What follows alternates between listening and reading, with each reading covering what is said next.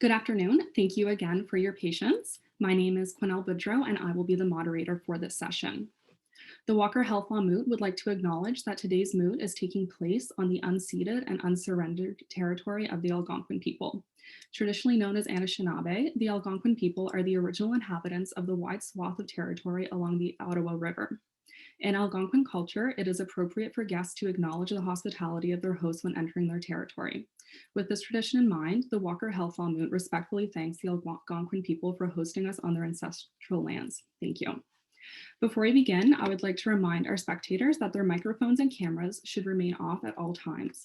For judges and participants, please keep your cameras on and microphones on mute when you're not speaking. All present.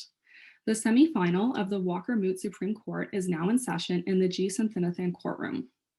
It is with great honor and privilege that I present Justice Adam Kanji from Lentler Slot, Justice Brianna Young from Torkin Mains, Justice Aaron Page from Gowlings WLG, and Justice Mark Freeman, Doctor of Internal Medicine at Sunnybrook Health Sciences Center, presiding. Justices of the panel, I present to you, speaking on behalf of the appellant, Ms. Armstrong, in today's matter before the court, Haley Berge and Alexia Donis, and speaking on behalf of the respondent, Dr. Ward, Holly Pellatt, and Veronica Cesario. We are here today to determine the outcome on appeal before the court on the matter between Ms. Armstrong and Dr. Ward. Both the appellant and the respondent's counsel will have 30 minutes each in total, 15 minutes for each council member to present their arguments to this court, including answering questions from the bench. The appellants will present their arguments first, followed by the respondents, and then a 3-minute rebuttal will follow by the appellant. I will signal to the court when there is 5 minutes left per speaker, like this. Can everyone see that? Perfect. Appellants, will you be using your 3-minute rebuttal? It is undecided, but likely. Perfect. Thank you very much, counsel. The court now invites counsel for the appellant to begin. Good afternoon, justices of the court. My name is Alexia Donis. I, along with my co-counsel, Haley Berge, are representing the appellant, Ms. Armstrong. Today, I will be talking about the standard of care for medical negligence in Canada as applicable to this case. I will also discuss the appropriate standard of review on the appellate level. My co-counsel Haley will be addressing factual causation and the burden regarding non-negligent causes. Now, if the justices would like, I am happy to present a quick statement of facts.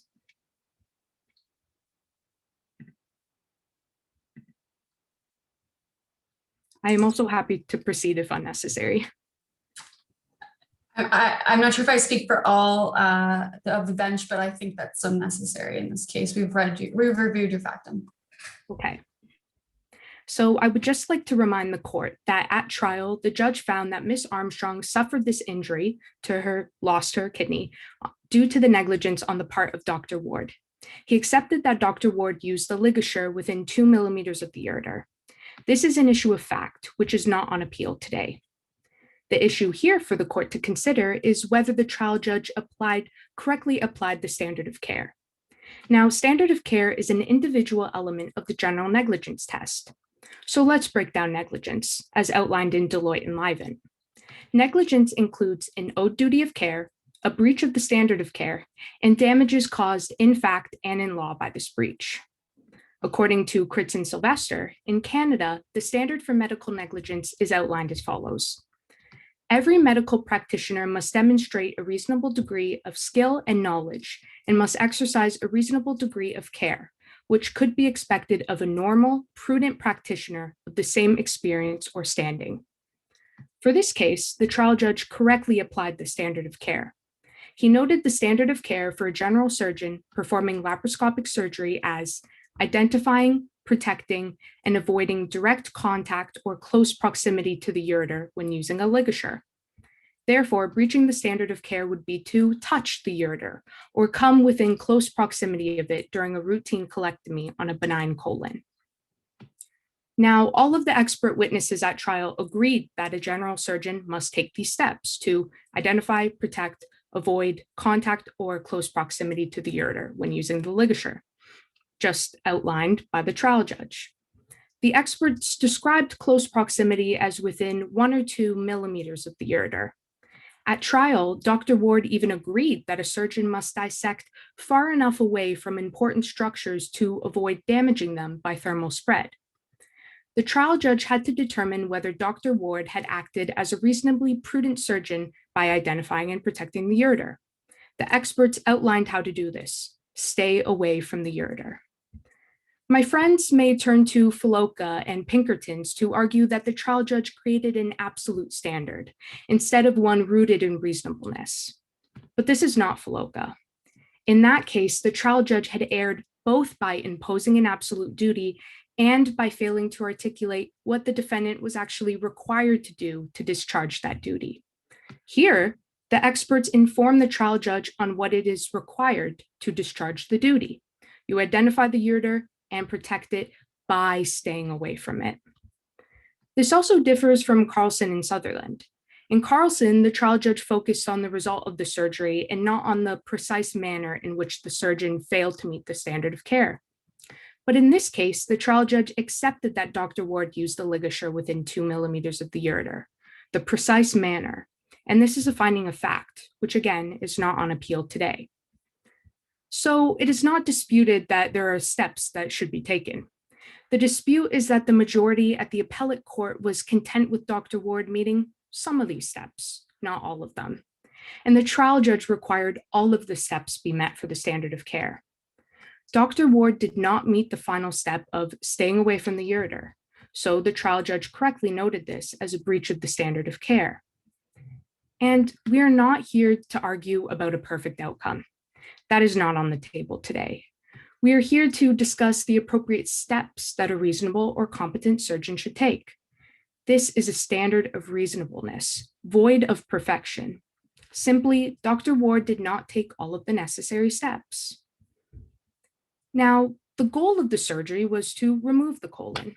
My friends may raise that the trial judge falsely relied on the goal of not injuring the ureter, which would focus again on results in perfection. They preferred to categorize it as a step. Sure, the controversy between goals and steps is simply semantics. You can break down any particular surgery or goal down into steps. The goal was to perform the procedure properly. In order to do this, you must follow certain necessary steps, like staying 2 millimeters away from the ureter. So let's say a surgeon is performing a tonsillectomy on me. The goal is to remove my tonsils. My surgeon successfully removed them, but knocked out some of my teeth in the process. Has the standard of care been met? While my surgeon met the goal of removing my tonsils, the standard is not entirely fixated on this. My surgeon did not take all of the necessary steps to protect my mouth, just like Dr. Ward did not take all of the necessary steps to identify, protect, and stay away from the ureter. The standard of care is based on the means, the conduct of the surgeon. Dr. Ward completed the surgery, the goal, but it was performed negligently in the steps.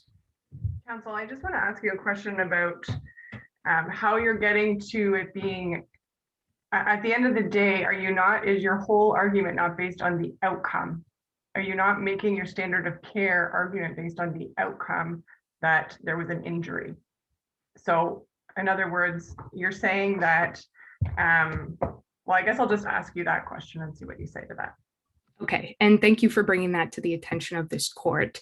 I think it's important to talk about how factual causation, like circumstantial evidence, can be used to help interpret the standard of care, create it, and my co-counsel Haley Berge will go into further detail on that. So you can consider a little bit about the outcome, but here we are also focusing on the means. It's not reliant on the outcome. We don't need a perfect outcome. We're not arguing about that. We're trying to see, what did Dr. Ward do during the surgery? Was all of the steps met that all of the experts at trial agreed to? There's certain things you do and you don't do. So we're basing this on a reasonable standard based on reasonable care, knowledge, skill, and in conjunction, in comparison to what a reasonable or prudent practitioner of like experience or standing would do. Does that answer the justice's question? Yeah, that's fine for now. Thank you. You can continue. Thank you. So I'd like to now turn the court's attention to the issue of the standard of review. For the standard of review, the appellate court inappropriately applied a correctness standard. While this standard is utilized to review questions of law, like the articulation of the standard of care, it is not used to determine whether the standard was met. That is a question of mixed fact and law. Review of fact only pertains to palpable and overriding error. This examines whether the trial judge was clearly wrong, palpable, in a manner that had an effect on their decision. Counsel, can you explain why this is a mixed fact and law type case rather than one of simple correctness on a legal principle? Yes, of course. So negligence and causation, as we are talking about it today, are matters of fact. And since there was no palpable or overriding error, deference must be afforded to the trial judge when considering the factual instances of the standard of care. The trial judge created the standard in reasonableness based on the expert evidence at trial. Thus, it is up for the trier of fact to determine. Thank you. Thank you. Now, at the end of the day, the trial judge outlined the standard of care as identifying, protecting, and staying away from the ureter. All the experts on trial agreed that these are crucial steps. We aren't arguing here for a perfect result or outcome. We're simply saying there are things you should do and you should not do. You should remove the colon, let's call it a goal, and you shouldn't injure the surrounding organs by adhering to careful conduct.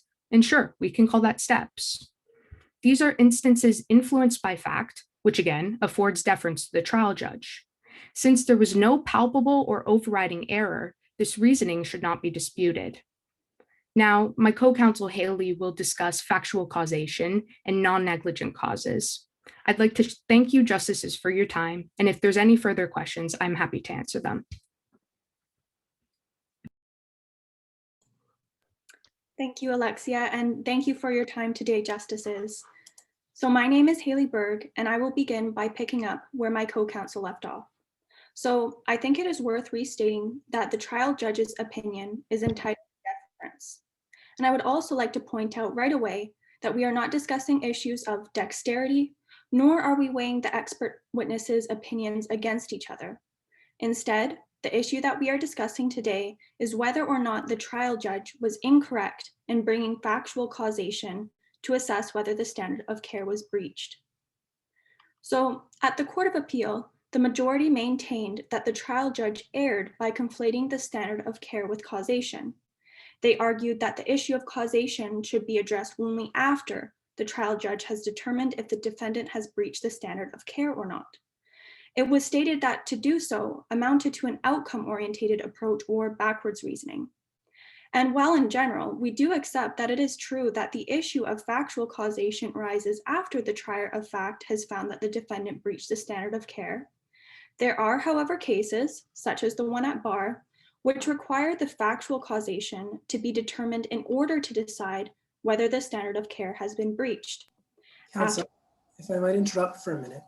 So how would you propose to apply the notion of the facts of the case and the outcome speaking to negligence in a situation like in the medical field where new facts and knowledge are discovered all the time in terms of how things work? I'll give you an example. So there are several instances of medicines and devices that were not known to cause harm in a specific manner at the time that they were initially approved and licensed and released to the public. But then later on, it became clear after they'd been in use for some time that they had hitherto undiscovered mechanisms of causing harm. And so how would you, in a situation like that where new knowledge can come to light later, allow medical professionals to be judged with justice in the situation where it's the facts of the case itself that seem to be the main argument for or against negligence being present in the conduct of the professional? Thank you for your question, Justice. I think that's an important point to make. So in response to that, and with new facts arising or scientific advancement in terms of laparoscopic colectomy, such as the one at hand, I would say that we have to look at this issue and this situation from the time that it occurred. So during the time of the surgery, Dr. Ward still had the standard of care to act as a reasonable and prudent surgeon with the knowledge that was available at that time. If there were other advancements later on, then perhaps that could have been raised by the respondent at trial as a non-negligent cause, which I will speak to later on. However, if that evidence was not led, then judicially it does not need to be considered. Does that answer your question, Justice? It does. And to follow it up, so actually, no, I think that answers it quite well. Thank you, Justice. Okay, so to continue, as I was saying, after we have determined what happened during the surgery to cause the injury, it can then be decided whether or not the conduct in question falls below the standard of care. So in this case, the trial judge made the finding that Ms. Armstrong's injuries were caused by the thermal spread of the ligature before he concluded that Dr. Ward breached the standard of care by operating within 1 to 2 millimeters of the ureter. Doing so was not a mistake. Again, we submit that the trial judge did not err by determining the factual causation of the injury before concluding that Dr. Ward breached the standard of care. In fact, in certain circumstances such as this one, it is potentially essential that the trial judge makes a determination of the factual cause of the injury before turning to the standard of care assessment. This issue was addressed in Grassham Women's Hospital and then later clarified in Looney and Peters, where the court stated that while it is not a steadfast requirement, it is sometimes preferable to determine factual causation prior to determining if there was a breach of the standard of care. Because Counsel, I have a question on that point you're making, actually. Sometimes you're saying sometimes it's permissible to assess causation first, but how do we know when it is permissible? Is there some kind of test we can look at to say, yes, this is an opportunity where we can assess what actually happened before we move on to the standard, if the standard was breached in this case? Thank you, Justice. I appreciate your question, and it gives me the opportunity to speak to the court about how this is evaluated on a case-by-case basis. So based on the facts of the case, the trier of facts of the trial judge then can make a determination whether it is one of those circumstances where this can be warranted. So is that an assessment that comes as trial progresses? How do we know? It just seems very complicated to operate in practice like this. Again, thank you for your question, Justice. I agree that perhaps this can seem complicated, particularly in the event of a medical malpractice case. So that is why, given the expert evidence that is offered to the trial judge and the facts that are presented at trial, then the judge will use discretion and in order to make such a determination, which in this case, it was decided that factual causation can be utilized as circumstantial evidence. So because of this, we submit that the dissenting opinion of Justice Rensburg should be followed. It is also important to note that factual causation is different from causation in law, also known as but-for causation. So earlier, as my co-counsel explained, factual causation deals with what actually happened during the surgery. These are the facts that explain how the injury happened. But-for causation is part of the negligence test that is dealt with later on in the legal analysis. And at that point, a question similar to, but for Dr. Ward coming within 1 to 2 millimeters of the ureter, Ms. Armstrong would not have been injured. The trial judge's consideration of evidence which explained what happened, again, the factual causation, before reaching a conclusion on the standard of care assessment was not an error. The type of causation that was used as circumstantial evidence by the trial judge was factual and was not causation in law. Therefore, no error was made. Consideration of factual causation does not amount to conflating standard of care and causation. The trial judge determined both the causation and standard of care by relying on the strong expert evidence that was presented at trial. It was stated on appeal that there was little difference between the standard of care evidence of all of the expert witnesses. And ultimately, the trial judge accepted Dr. Bernstein's evidence that Counsel, sorry to interrupt.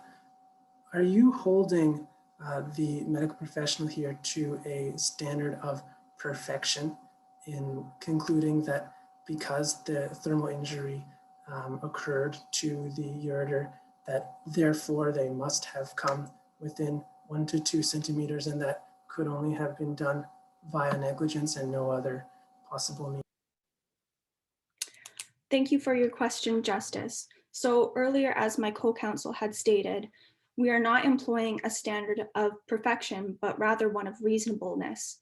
So while the factual causation and that evidence does indicate, and it was accepted by the trial judge, that Dr. Ward operated within 1 to 2 millimeters of the ureter, even in a similar case, let's say that there was a factual causation of the injury, that doesn't necessarily mean that the standard of care would have been breached. However, to bring it back to this case at hand, the evidence was accepted that Dr. Ward used the ligature within 1 to 2 millimeters, and subsequently the standard of care was found to have been breached when that point of the negligence test was met.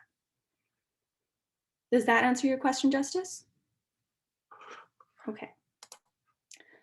So ultimately, the trial judge accepted Dr. Bernstein's evidence that Dr. Ward came within 1 to 2 millimeters of the ureter during operation, which resulted in scarring, a blockage, and the removal of Miss Armstrong's kidney. Having strong and consistent evidence at trial is important in determining the cause and fact of the injury. The plaintiff's injury provides sufficient circumstantial evidence to allow the trier of fact to infer a breach of the standard of care. Then this is acceptable. In this case, Ms. Armstrong's injuries provide sufficient circumstantial evidence. And again, I would like to remind the court that the trial judge's opinion in fact is owed deference and that we are not disputing issues of fact today. So I would now like to turn the court's attention to the issue of non-negligent causes and who bears the onus to raise them. In a medical malpractice case, the plaintiff is not required to disprove all possible non-negligent causes. In particular, there is no onus on the plaintiff to disprove theories that are only raised on appeal and not at trial. The majority states that it was an error not to address various non-negligent causes such as dexterity issues or periodic vermiculation unexpectedly causing strictures to move during surgery. However, it is well understood that during a trial, parties must present their best evidence and advance their strongest arguments to support their cases. What is not advanced at trial does not need to be considered by the trial judge, nor does the plaintiff bear any onus to disprove evidence that is not called at trial. The Court of Appeal noted that it is trite law that a trial judge must decide on a case on the evidence and only the evidence presented at trial. Because of this, it is submitted that the trial judge did not err by not considering other non-negligent causes. Additionally, it is submitted that the plaintiff also has no responsibility to disprove non-negligent causes. In fact, considering outside evidence would have been a judicial error. For example, no evidence was raised which theorized that Dr. Ward was physically pushed in the middle of surgery or that an earthquake caused the injury to the ureter. It would therefore be inappropriate and unnecessary for the plaintiff to lead evidence to try and disprove that Dr. Ward had not been physically pushed or that there had not been an earthquake during surgery. If a non-negligent cause is not raised as evidence at trial, then the trial judge need not consider it. In Hassan and Anvari, it was said that a trial is not intended to be a scientific exploration with the presiding judge assuming the role of a research director. It is a forum established for the purpose of providing justice for the litigants. As well, it is important to note that the trial judge actually did address the potential non-negligent causes that were raised at trial, and then he rejected them. In his testimony, Dr. Ward maintained that he stayed 5 to 10 centimeters away from the ureter during the entire procedure.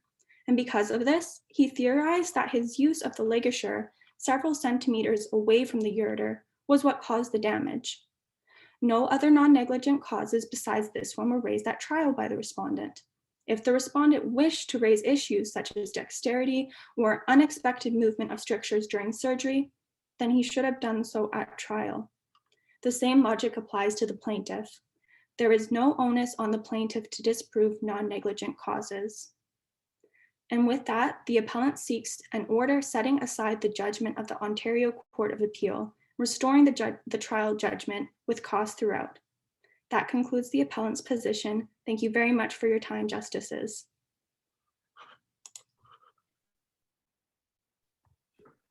Thank you, counsel. The court now invites counsel for the respondents to begin. Good afternoon, justices. I'm Holly Pellatt, and my co-counsel for today is Veronica Cesario, and we represent Dr. Ward. So in our allotted time today, we will establish that the Court of Appeal's decision should be upheld by establishing 4 things. First, we will establish that the Court of Appeal applied the correct standard of care for medical negligence in Canada.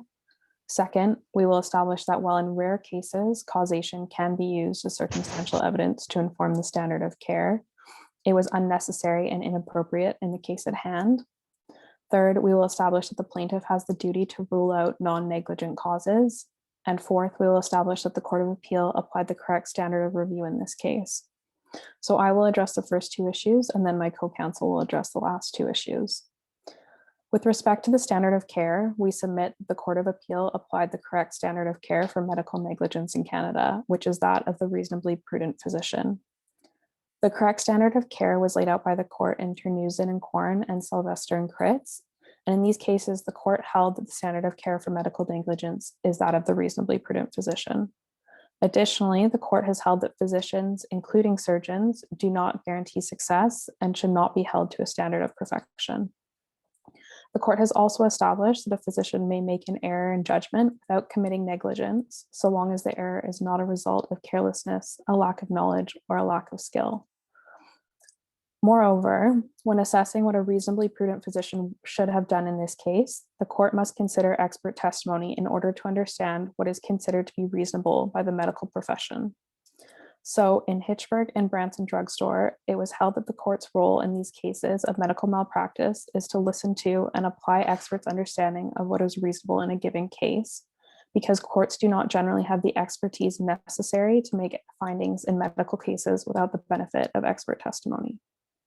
So in the case at hand, our friends have stated that all of the expert testimony supported the trial judge's incorrect standard of care. Respectfully, this was not the case. In fact, Dr. Hagen testified that he would try and stay away from the ureter. Therefore, in this case, we submit that the standard of care, as described by expert testimony, was that the physician must attempt to stay away from the ureter. And we submit that Dr. Ward met such a standard of care, as paragraph 109 of the trial judge's reasons state that Dr. Ward took steps during the surgery to identify and protect the ureter. Counsel, Yes. if a physician's word that they took the steps to follow the standard of care is accepted as proof that they did indeed follow the standard of care, how can any plaintiff in a medical malpractice suit ever have their case established? So we are submitting that the standard of care of the reasonably prudent physician should be assessed based on expert testimony. And in this case, the expert testimony was because of the limited visibility of the surgery that they should attempt to stay away from the ureter. That would not be the standard for all surgeries. That expert testimony is specific to the standard of care in this case only. So it wouldn't necessarily apply to other cases. In those surgeries, it would be up to expert testimony to determine what is accurate in those cases. Does that answer your question? Yes, thank you, counsel. Thank you. So we're submitting that the trial judge did not apply the correct standard of care. He instead applied a standard which conflated goals and steps, and he incorrectly used the goal of protecting the ureter as the standard of care, which it was not. So ultimately, in order to uphold the standard of care in Canada, in which surgeons are not upheld to an unattainable standard of perfection, but rather must act as reasonably prudent physicians, Dr. Ward must not be held liable for negligence.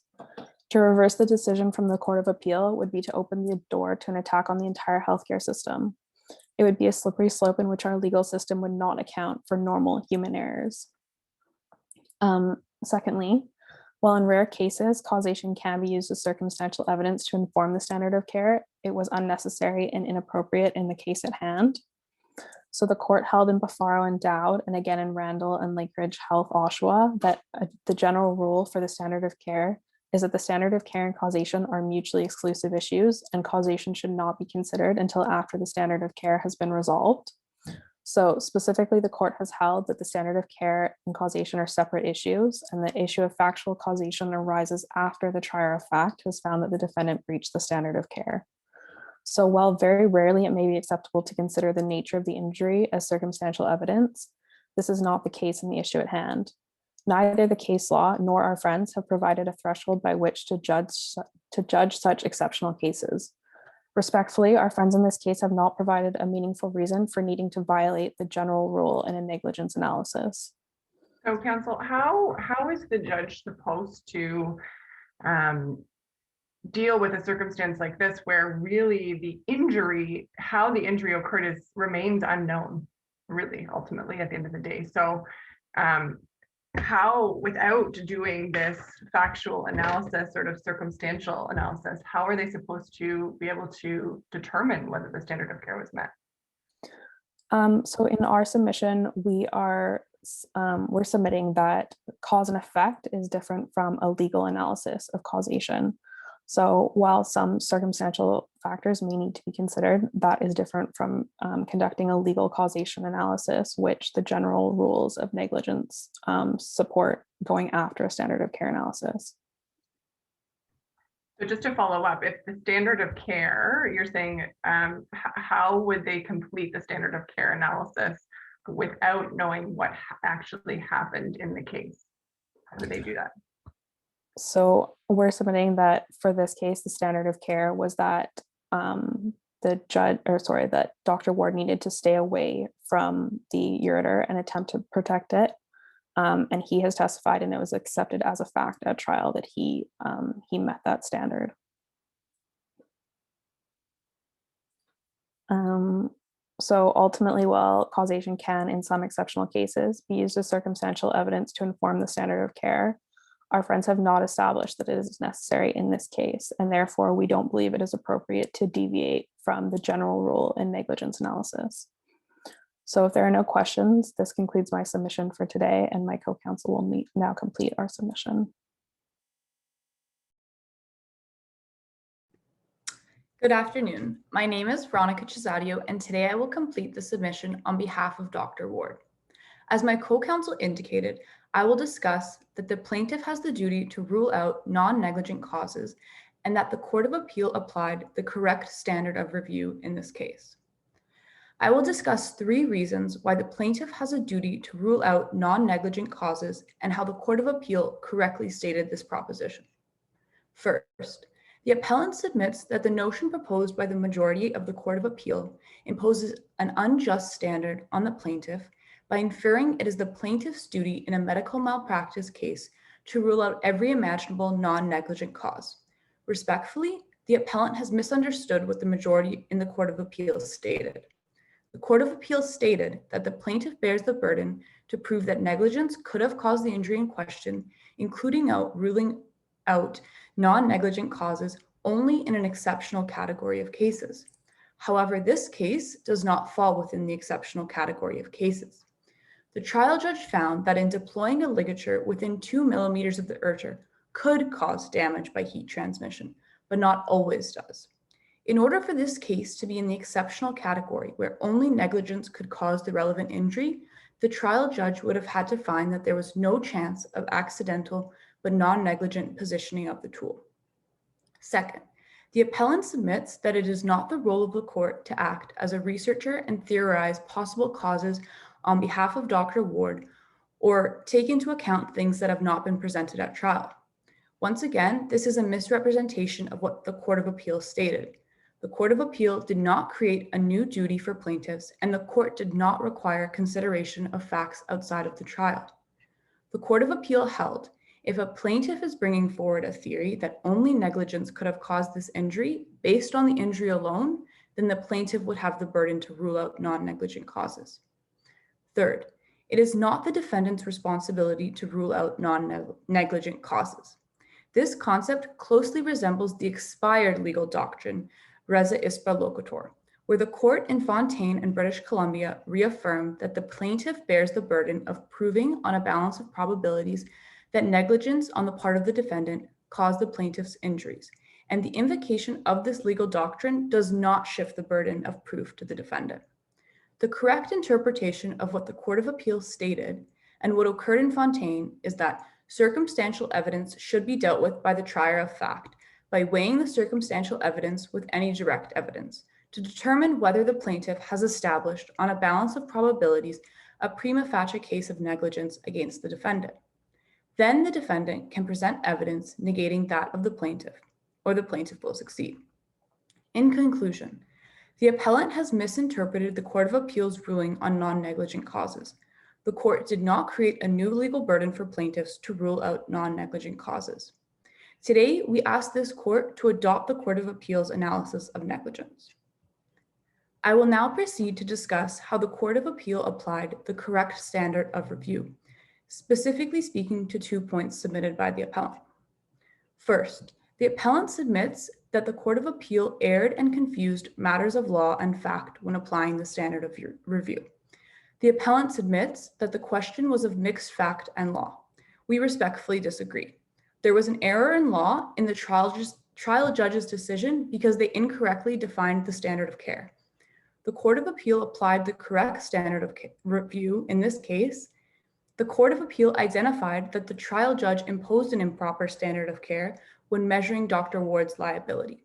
The Court of Appeal found it was an error of law to use outcomes or goals as the standard of care, which the trial judge did. On a pure question of law, according to the leading authority Hussein and Nicholson, the appellate standard of review is that of correctness. The trial judge measured Dr. Ward's negligence by inquiring whether Dr. Ward succeeded in not coming within 2 millimeters of Miss Armstrong's urethra with the ligature, instead of asking whether Dr. Ward took the steps that a reasonably prudent surgeon would take. In finding that this standard of care was not correct, the Court of Appeal used the appropriate standard of correctness. Second, the appellate submits that by the Court of Appeal looking at the standard of care, it was a question of mixed fact and law. This is not correct. Justice Mulligan's decision was the result of his error on the articulation and application of the standard of care for medical negligence in Canada. This is an error of law, and the Court of Appeal correctly applied the correctness standard. In conclusion, my co-counsel and I submit we have established the following 4 points. First, that the Court of Appeal applied the correct standard of care for medical negligence in Canada. Second, that while in rare cases, causation can be used as circumstantial evidence to inform the standard of care, it was unnecessary and inappropriate in the case at hand. Third, that the plaintiff has a duty to rule out non-negligent causes. And finally, that the Court of Appeal applied the correct standard of review in this case. Thanks, Therefore, Kim. yeah. With regard to that third point, Yeah. Given that the defendant in the original case was a respondent was a medical professional and the applicant was not, how is putting the burden of proof on the patient to know all the other possibilities in which they could have been injured and confidently state that those were not what happened to them? How is that just? Isn't that a bit unfair? I have a 2-part answer to your question. The first part is that the plaintiff is only required to rule out these non-negligent causes if they're putting forward a theory that only negligence could be the cause of the injury based on the injury alone. The second is the plaintiff is entitled to have expert witnesses at trial, and they're not required to testify on their own what these non-negligent causes could have been. Counsel, I have a follow-up question on that. I'm just wondering, I share my co-justice's concern on this point. I'm just wondering how many other causes that the appellant is going to have to raise in this case to have this burden considered to be met. I'm also concerned about the position they're in, but then again, where do we draw the line? How many other options are they going to have to rule out until we accept that negligence was the cause? I think as long as the trial judge has been satisfied that there could not have been other causes other than negligence at the trial with what is presented at the trial without straying too far away from the facts at hand, then that is where the line should be drawn. Thank you, counsel. Thank you. And if there are no further questions, we respectfully ask that this court dismiss the action against our client and uphold the Court of Appeals decision. This concludes my submissions. Thank you.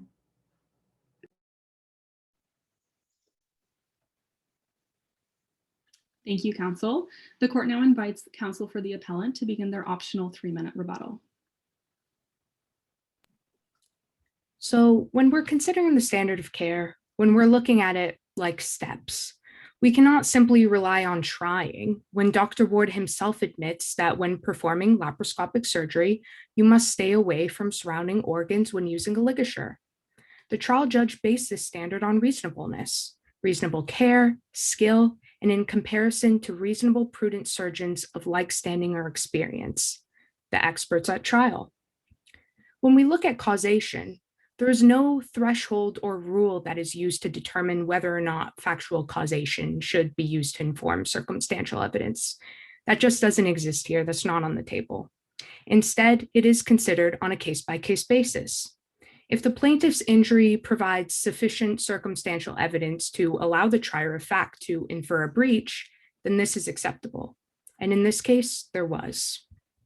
When we look at non-negligence, Dr. Ward is in the best position to look at evidence. And this is especially true seeing as Ms. Armstrong was unconscious while the injury occurred. She cannot speculate regarding what else happened. This is the job of the defendant in order to relieve himself of any indication of negligence. If there were other non-negligent causes that should have been examined, that should have been raised at trial by Dr. Ward himself. Now, for standard of review, again, we aren't talking about outcomes or goals here. We are looking at what happened, and this is an issue of fact, factual causation, and the factual components of negligence as considered in the standard of care. This is why deference is owed to the judge, since there was no palpable or overriding error. I would like to thank you, justices, for your time today in listening to us. The appellant rests.